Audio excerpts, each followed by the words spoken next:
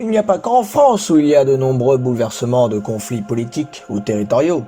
Le président américain Donald Trump veut acheter le Groenland, alors que ce territoire appartient au Danemark.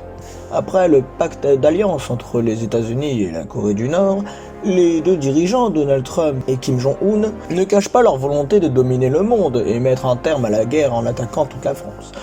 Là où la guerre de Bordeaux débuta. Mais les tensions entre l'Iran et les États-Unis s'amplifient, de peur de voir les pays islamiques prendre part à la guerre.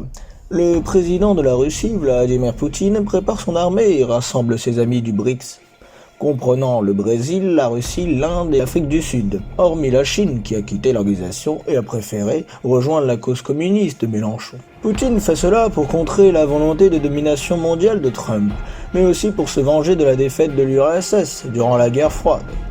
Poutine vient même d'envahir complètement l'Ukraine, pays dont il voulait obtenir depuis longtemps.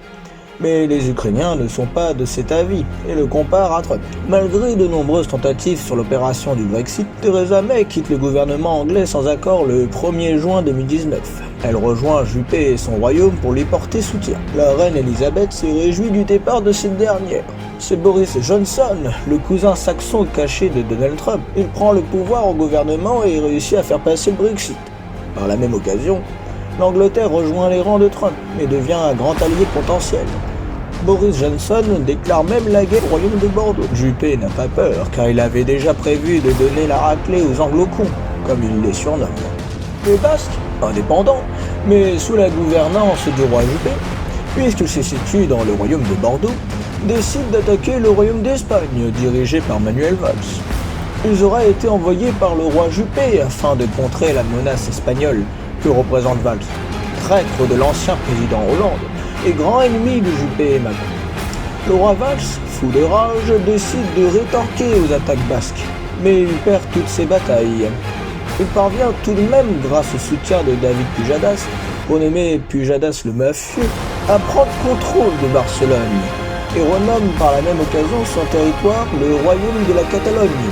À seulement 17 ans, Greta Thunberg, la jeune Suédoise, prend part au combat politique et désormais aux batailles de la guerre de Bordeaux. Elle a rejoint le régime de Yannick Jadot, l'AEPLM, dont elle dirige en coopération avec ce dernier. Elle continue d'inciter les gens à faire son mouvement Grève scolaire pour le climat, soutenu par de nombreux jeunes. Et Yannick Sardou, après avoir lâché son coup de gueule partout à la télé, a décidé de rejoindre le Parti des Verts et de combattre pour la bonne cause des animaux et de la sauvegarde de la nature.